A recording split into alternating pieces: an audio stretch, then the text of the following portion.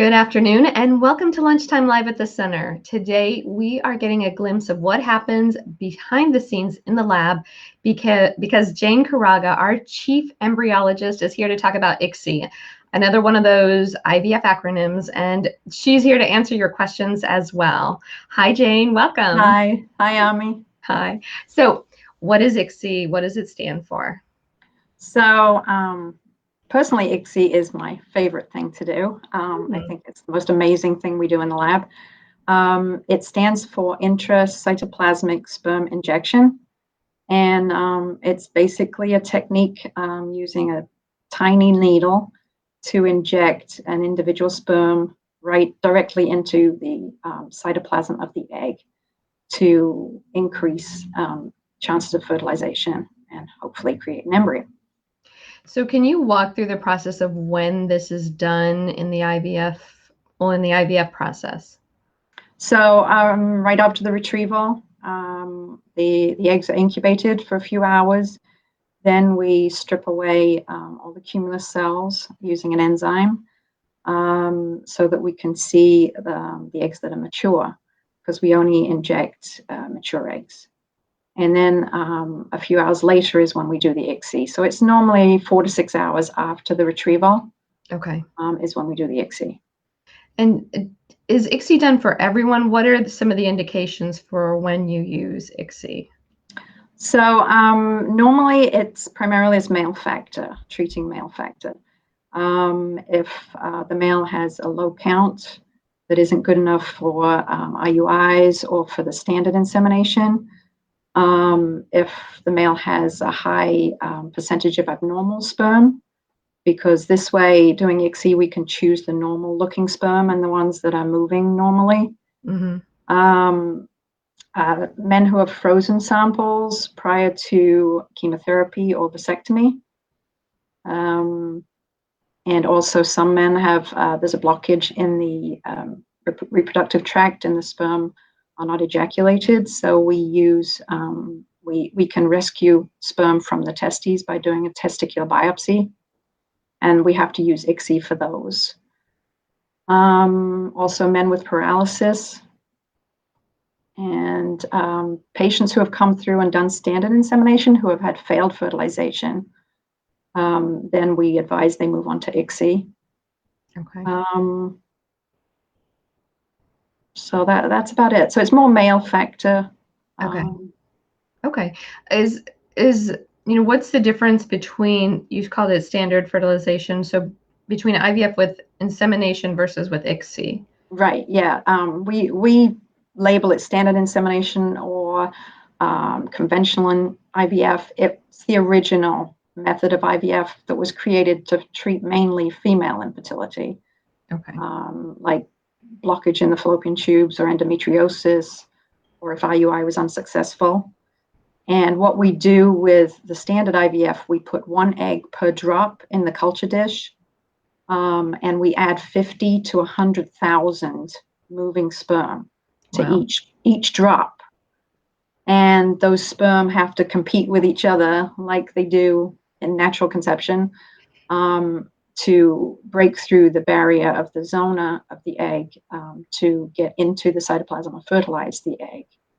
And once one has got in there, then the outer membrane hardens so that no more sperm is allowed to enter. So the fertilization rate for standard IVF is normally around 50 to 60%.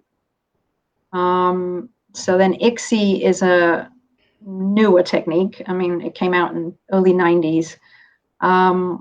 As I said, it's injecting just 1 sperm directly into the cytoplasm, and we get 70 to 80% fertilization rate. So this way, men with lower sperm counts or immotile sperm can be treated successfully, whereas with standard IVF, they couldn't. So how often is ICSI done typically? I mean, how often do you do it? We do 80% of our patients, 85% of our patients use ICSI. Okay. I mean, some patients even use it just because they know it has a higher rate of fertilization, just to increase the chances.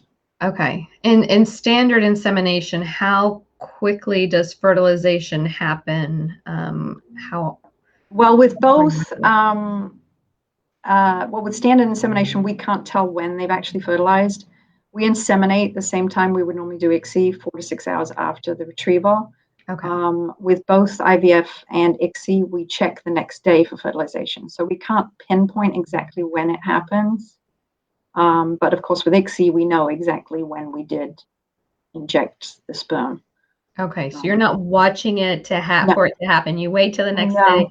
you take a look. I mean, there are microscopes you can buy that you can put in the incubator to watch them. It's called time lapse, but we don't have one of those. Got it. Okay. So if there is no fertilization the next day in standard insemination, do you typically move to ICSI? No, not the next day. No, it's too late. The eggs are only viable for a certain amount of time. So no, we don't do that. Years ago we used to, but it never was successful.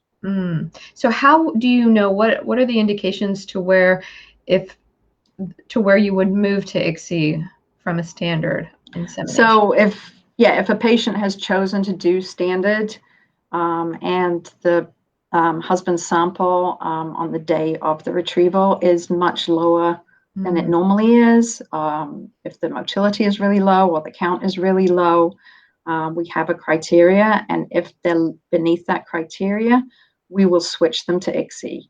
Okay. And they sign consents for that. When you do ICSI, does it harm the egg in any way? Of course, there's any risks in anything we do in the lab, but it's very small. In most clinics, it's less than 5%. A small number of the eggs can be damaged as a result of ICSI. We do everything in our power to minimize those risks with all the things we check. We check our equipment every day. We QC the equipment, the incubators. We make sure our needles are in perfect alignment. We make sure the egg is sitting on the bottom of the dish, that it's not going to roll while we're in the middle of the ICSI. All these things we do to try and minimize everything, but there's always going to be something, some eggs that just don't survive ICSI. Either sometimes maternal age can be a factor, or if the egg is post-mature, or if it has just matured right before the ICSI. So there's, I mean, we do everything we can, but there is a slight risk, yes. Okay. Now, you said the eggs are only viable for a certain period of time. So the next day it's not viable. What happens when a patient wants to freeze their eggs and then they come back whenever they do to fertilize? Do they have to use ICSI? How does that change the viability of the egg? Yeah, so when we freeze eggs, we freeze them within around 2 hours from the retrieval, so earlier than when we would do ICSI. And when we thaw them and give them another 2 hours before we inject them. So they, in effect, it's the same as after the retrieval. So they've been given those 4 hours in culture. But we do use ICSI when we're thawing eggs, because the zona may tend to harden during the freezing process. So just because everything they've gone through and how expensive freezing eggs and thawing eggs can be, and we want to give them the best chance for fertilization. So doing ICSI on the frozen eggs is the best chance. And you said the chance for fertilization for ICSI is typically around, did you say 70%? 70 to 80%, yeah. And does that apply for egg freezing as well? Yes, maybe a little lower for egg freezing. Okay. But it's still pretty high. That's great. I mean, if the eggs survive the freezing, which again, not 100% are going to survive the freezing, but the ones that are injected, yeah, there's a high chance of fertilization. Okay. You said this is your favorite, I don't know, would you call it a treatment? I don't think so. Procedure, yeah. Procedure. What about it do you like? It's just because we're creating life. That's when it all starts. And it's just fun.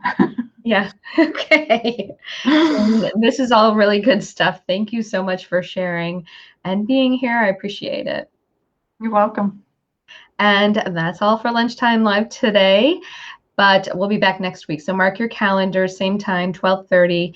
And in the meantime, be sure to check out our website at yukonfertility.com for more information. I think there's also a calendar of events there as well. So see you soon. Take care.